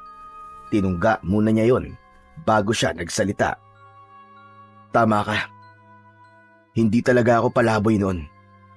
Sa baryong pinanggalingan ko, kilala ang pamilya namin sa paggamit ng mga agimat at anting-anting. Antingero ang ama ko at ang mga ninuno ko. Hanggang sa pinagkatiwalaan ako ng matandang babaylan sa amin ng isang ritual na taon-taong ginagawa sa lugar namin para sa masaganang ani. Napayuko si Narciso at bagyang nanginig ang kamay niya. Ipinagpatuloy niya ang pagkikwento kahit na mahirap para sa kanya. Sinabi niya kay Elias ang tila pagkakamaling nagawa niya sa ritual na nagresulta para mabuhay ang isang matagal ng patay na gabunan. At simula noon, nagkaroon na ng patayan sa kanilang baryo. Sinisi ako ng mga tao at sinisi ko rin ang sarili ko. Kaya't imbis na harapin ko ang mga tao na galit sa akin, ay mas pinili ko na lang na umalis. Naglakbay ako na walang direksyon. Hanggang sa may dalawang lalaki ang pinagnakawan ako at binugbog. Nagpatuloy pa rin ako sa paglalakbay hanggang sa makarating ako rito sa baryo nyo. Dito ako naging isang palaboy. Hindi pala biro ang pinagdaanan mo, Narciso. Napakahirap na mga nangyari sa'yo. Pero, pwede ko bang malaman ang tungkol sa suot mong kwintas? Bakit kinakausap mo yan bago ka sumabak sa laban sa mga aswang? Elias, ang kwintas na ito ay tinatawag na kaliskis ng sinaunang ibon. Mahiwaga at makapangyarihan ang bagay na ito. Isang mutya. Galing ito sa tatay ko, na pinamana naman ng tatay niya, na galing pa sa aming mga ninuno. Ginagamit niya ito noon tuwing may laban siya sa mga aswang. Pinapalakas siya nito at ginagabayan sa kanyang pakikipaglaban. Para pala siyang mutya o gimat. Kaya pala ang galing mo makipaglaban sa mga aswang dahil dyan. Parang gano'n na nga. Ipinagkatiwala niya ito sa akin nung huling kaarawan ko. Hindi niya sinabi kung para saan ko ba ito gagamitin. Pero alam ko na umaasa siya na balang araw, magagamit ko rin ito sa pakikipaglaban sa kasamaan. Nakakalungkot lang na hindi niya nasaksihan kung paano ko hinarap ang mga aswang dito sa baryo niyo. Tumahimik si Elias, napatitig ito sa kawalan na para bang nag-iisip ito ng malalim. Maya-maya pa ay nakangiti itong tumingin kay Narciso. Gusto mo bang makita ng tatay mo kung paano ka lumaban? Malabo na sigurong mangyari yon, Elias. Wala naman ang tatay ko dito sa baryo niyo eh. At mukhang tapos na rin ang gulo dito. At sa tingin ko ay wala nang aswang na babalik pa rito. Hindi yan ang ibig kong sabihin, Narciso. Hindi ba may gabunan na umaatake sa baryo niyo? Hindi ba't yun ang sinasabi mong dahilan kung bakit ka umalis doon? Bakit hindi tayo pumunta ron? Hanapin natin yung gabunan. Kapag ginawa mo yun, ay paniguradong makikita ng tatay mo kung paano kang lumalaban. Napabuntong hininga si Narciso habang bakas ang pag-aalangan sa kanyang mga mata. Hindi, ayoko nang bumalik doon. Galit ang mga tao sa akin sa baryo namin, Elias. Para sa kanila, ako ang dahilan kung bakit may mga namatay doon. Hindi ko alam kung may mukha pa ako maihaharap sa kanila matapos ang mga nangyari. Narciso, siguro oras na para bumalik ka sa baryo nyo. Kung may pagkakamali ka mang nagawa noon, baka ito na ang tamang panahon para itama yun. Hindi agad nakasagot si Narciso. Nakatitig lang siya sa basong hawak niya. Alam mo, Narciso, lahat naman tayo nagkakamali. Walang perpekto. Tao lang tayo.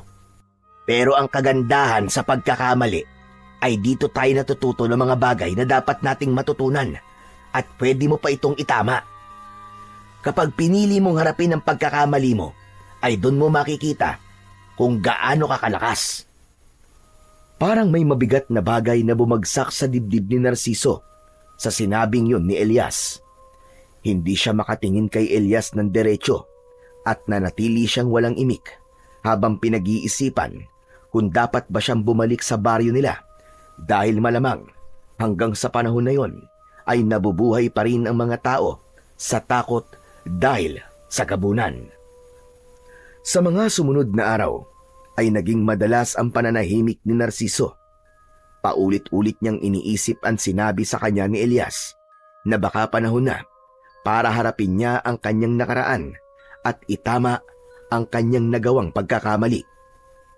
Ngunit sa bawat pag-iisip niya ay bumabalik din ang takot at hiya niya.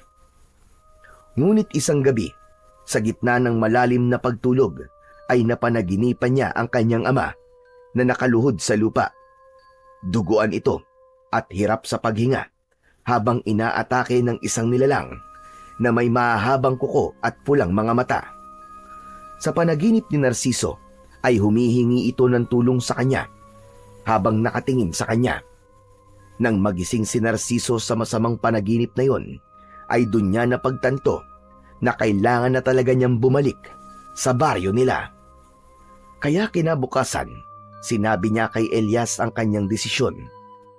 Walang pag-aalinlangan na sinabi naman ni Elias na sasama ito sa kanya dahil nais din itong tulungan si Narciso gaya ng pagtulong na ginawa niya sa baryo ng mga ito.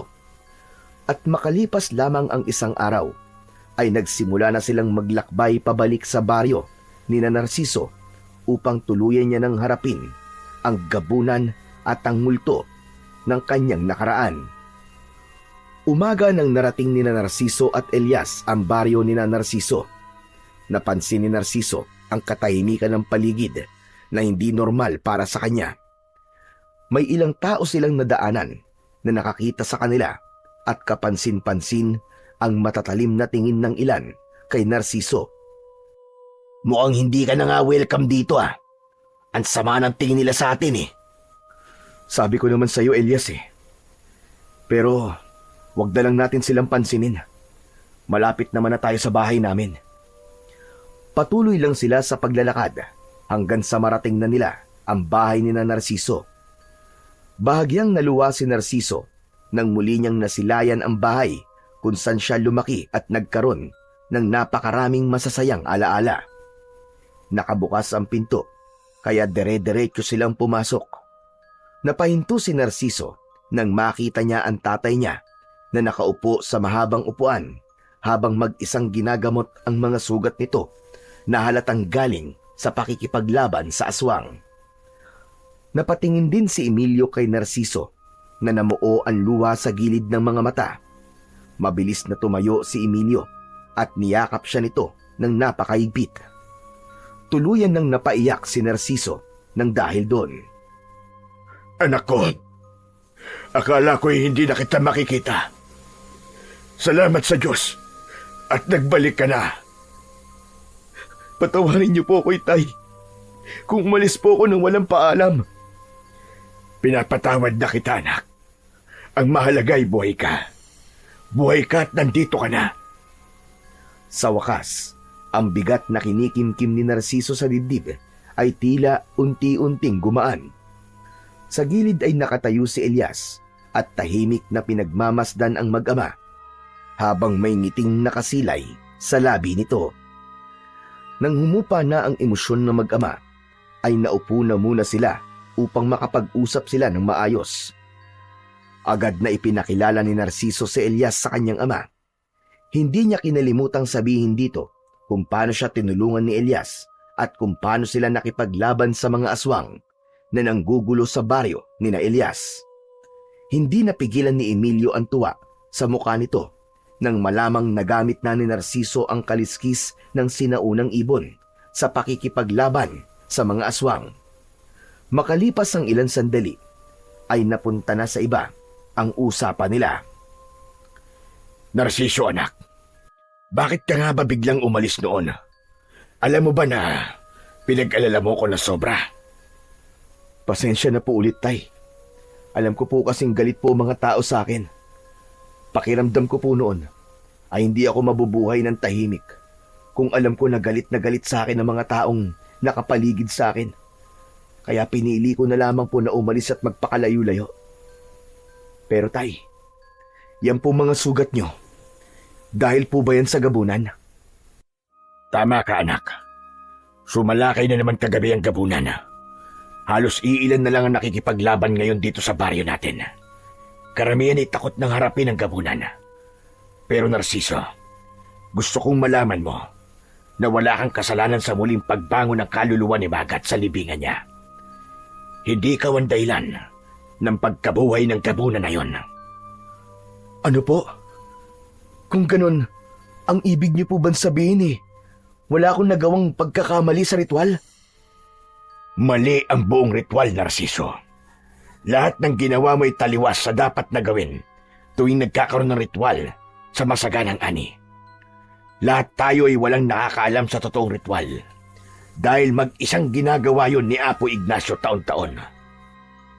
Ang totoo ay nilinlang tayong lahat ni Apo Ignacio. Ipinagawa niya sa iyo ang ritual na yon hindi para sa masaganang ani, kundi para buhayin si Magat. Ikaw ang ginamit niyang kasangkapan. Ikaw ang hinayaan niyang gumawa ng ritual na yon para ikaw ang sisihin ng mga tao. Hindi agad nakapagsalita si Narciso sa nalaman niya sa kanyang ama.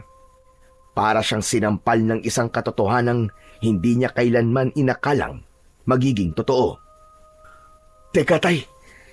Parang ang hirap paniwalaan ng lahat po ng sinabi niyo. Si Apo Ignacio, bakit naman po niya gagawin yun? Alam po niya mapapahamak ang buong baryo kung babalik si Magat. Tama ka, anak. Mahirap talagang paniwalaan nung una. Kasi inakala natin na mabuting tao si Apo Ignacio. Tayo ngang lahat, naniniwala na kakampi natin siya. Pinagkatiwalaan natin siya ng buong buo. Pero paano niyo po nalaman ang lahat ng ito, Tay? Nakita ko si Apo Ignacio na naging gabunan. Habang mag-isa ko nagroronda, kinumpronta ko siya at doon na niya inamin ang lahat. Akala niya ay mapapatay niya ako, kaya siguro sinabi niya na sa akin na totoo. Pero nakaligtas ako sa kanya ng gabing yon. Ano po? Isang gabunan po si Apo Ignacio? Kay Apo Ignacio sumapi ang kaluluwa ni Magat. Sa umaga, tao siyang kagaya natin. Pero sa gabi, ay nagiging gabunan na siya. At sa tingin ko, ginagawa niya yun para mas maging makapangyarihan siya at humaba pa ang buhay niya. Ilang segundong hindi nakapagsalita si Narciso. Pilit na prinoseso ng utak niya ang lahat ng kanyang mga nalaman. Hindi niya inasahan na gano'n na pala karami ang nangyari sa baryo nila simula nang mawala siya. Nasaan na po ngayon si Apo Ignacio, Tay? Alam ba ng mga tao ang totoo na siya ang dahilan kung bakit bumalik si Magat? Alam na ng karamihan, anak. Pero nagtatago na siya ngayon sa gubat. Kung alam na pala ng mga tao na siya may kagagawa ng lahat, dahil sa kanya sumapi ang kaluluwa ni Magat, bakit parang galit na galit pa rin sa akin ng mga tao, Tay? Nung dumating po kasi kami rito kanina habang naglalakad kami, ay ansama pa rin ang tingin ng mga tao sa amin. Hati pa rin ang mga tao sa pinaniniwalaan nila, anak. May mga naniniwala pa rin nakakampi si Apo Ignacio. Sila yung mga nabubulag sa mabubuting bagay na nagawa noon ni Apo Ignacio. Malamang, yung mga nakakita sa'yo ay yung nasa panig pa rin ng matandang babaylan na yon. Tay, huwag po kayong mag-alala. Ngayong nakabalik na po ako dito sa baryo natin, ay haharapin ko na po ang gabunan. Gagamitin ko po ang kaliskis ng sinaunang ibon para tuluyang wakasan ang kasamaan niya. Maraming salamat, Narciso. Yan talaga ang inaasahan kong gagawin mo. Ang kaliskis ng sinaunang ibon ay ang pinakamalakas na panlaban sa mga aswang. Kaya mula nang mapasayo ito at mawala ka rito, ay nahihirapan akong talunin siya kahit na anong agimat o anting-anting ang gamitin ko. At hindi mo siya kailangang harapin na mag-isa, anak. Nandito ako at ang ibang mga kalalakihan dito, natutulungan ka. Ako din po, isali niyo ako. Sasama ako sa laban mo, Narciso. Gusto kong bumawi sa ginawa mong pagtulong sa baryo namin. Sa ganitong paraan, ay masuklian ko ang pagpapalaya mo sa amin mula sa mga aswang. Napatingin si Narciso sa dalawa at napangiti siya. Sa tingin niya, ay tamang-tama lang ang kanyang pagbabalik. Nangako siya sa kanyang sarili na sa susunod na makaharap niya ang gabunan, ay yun na ang magiging huling gabi nito sa mundo. Hindi na nag-aksaya ng panahon sina Narciso at Emilio. Matapos ang pag-uusap nila, ay agad nilang pinuntahan ang iilang kalalakihan sa baryo na kilala nilang patuloy pa ring lumalaban sa gabunan. Pinangunahan ni Emilio ang pagpapaliwanag sa kanilang plano, habang si Narciso ay tahimik na pinakikinggan ang sinasabi ng kanyang ama. Ang naging plano nila ay hanapin at harapin si Apo Ignacio sa gubat. Maliwanag pa lang ay nagtungo na ang grupo sa gubat upang hanapin ang matandang babaylan. Lahat sila ay armado ng itak, habang ang ilan ay may dalang lampara upang sakaling abutin sila ng dilim, ay makikita pa rin nila ang kanilang dinaraanan. Sumapit na ang gabi, pero hindi pa rin nila nakikita si Apo Ignacio. Tahimik ang paligid at wala pa rin silang makitang senyales ng matandang babaylan, ngunit matyaga pa rin silang nagpatuloy sa paghahanap. Hanggang sa lahat sila ay napahinto nang mula sa likod ng isang puno ay lumitaw na ang kanilang hinahanap. Yun ay walang iba kundi si Apo Ignacio. Nakakatakot ang malaking ngiti nito na para bang inaasahan na nito na darating sila. Naaawa na ako sa inyo. Kanina pa kayo paikot-ikot dito sa gubat, pero kahit anino ko ay hindi nyo makita. Kaya ako na mismo ang nagpakita sa inyo. Walang hiya ka! Nilinlang mo kami! Aba, Narciso! Bumalik ka na pala. Sayang. Sana hindi ka na lamang bumalik at hinayaan mo na lamang akong patayin ang lahat ng tao rito, kasama ang ama mong si Emilio. Pinagkatiwalaan ka namin, tapos ganitong igaganti mo. Ilang dekada na ako nagsilbi sa inyong lahat. Panahon na para unahin ko naman ang sarili ko. Ang pagbuhay sa kaluluwa ni Magat lang ang tanging paraan para mapahaba ko pa ang aking buhay at upang mas maging makapangyarihan ako sa inyo. May masama ba sa ginawa ko? Walang masama sa maghangad ng kapangyarihan. Pero mali ang paraan mo. Ibinuwis mo ang mga inosenteng buhay para lang sa pansariling kagustuhan mo, Apo Ignacio. Humahaba na ang usapan natin, Narciso. At sa totoo lang, ay nagsasayang lang tayo ng oras.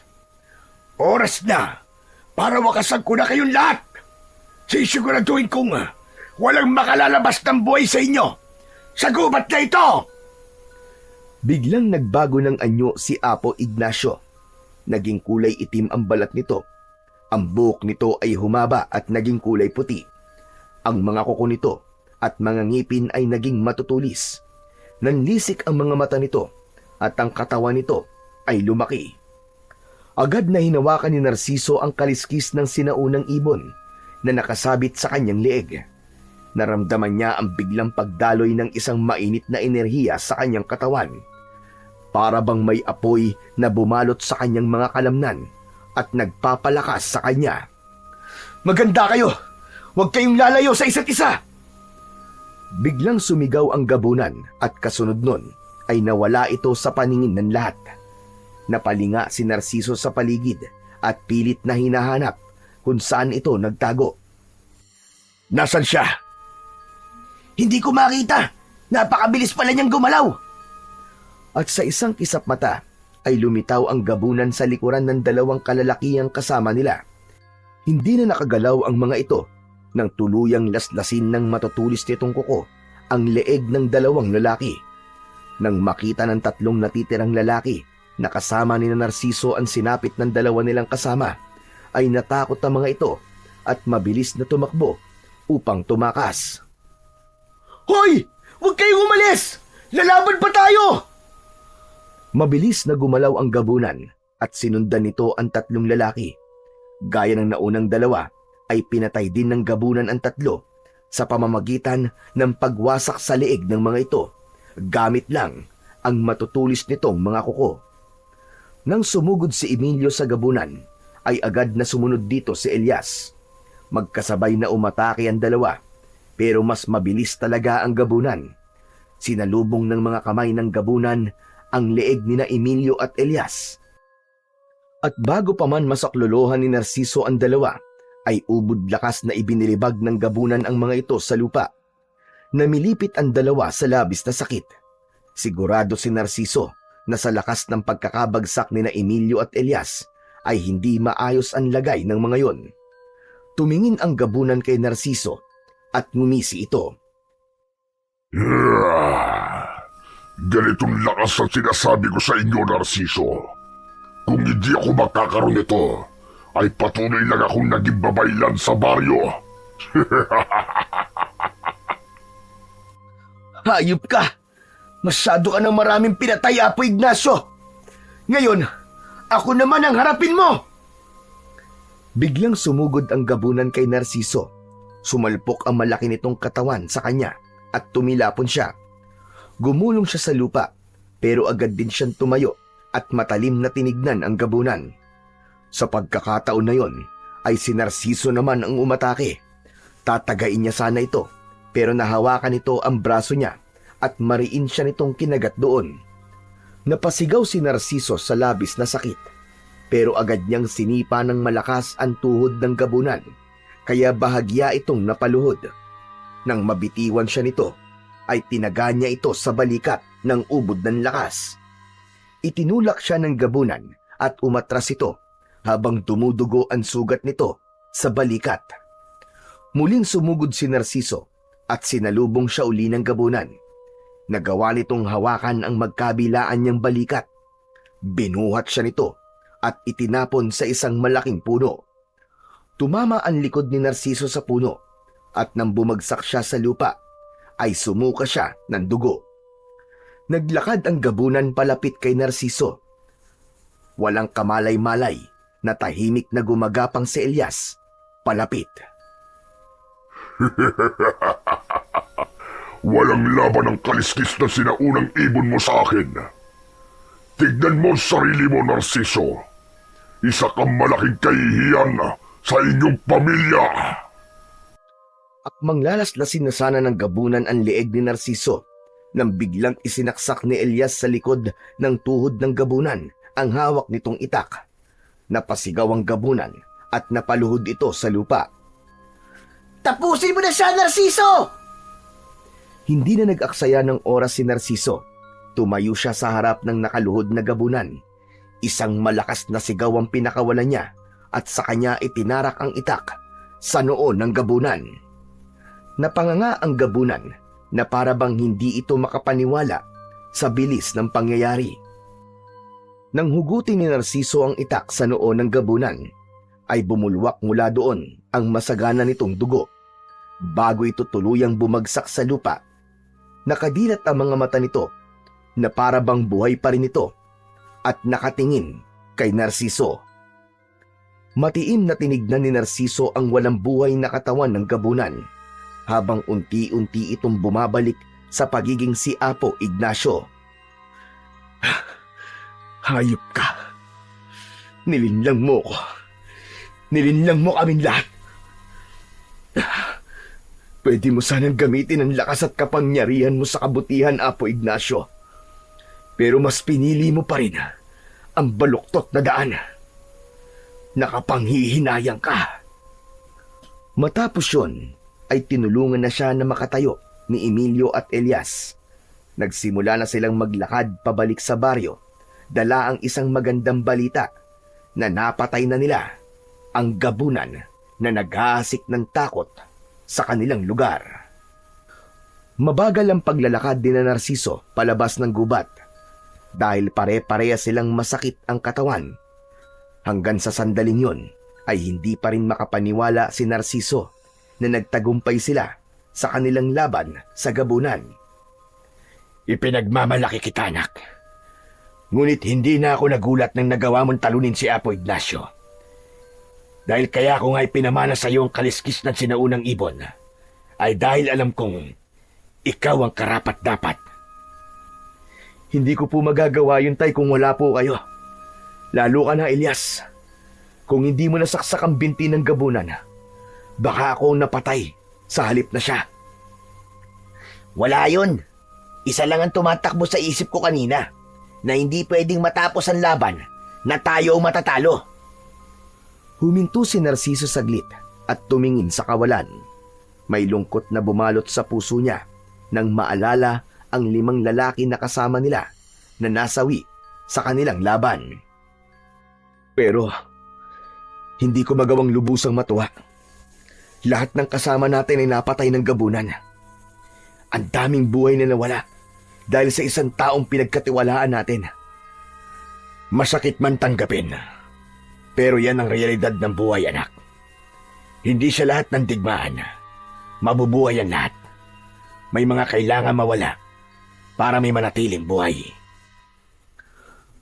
Matapos yung sabihin ni Emilio, ay nagpatuloy na ang tatlo sa paglalakad hanggang sa makalabas na sila ng kagubatan.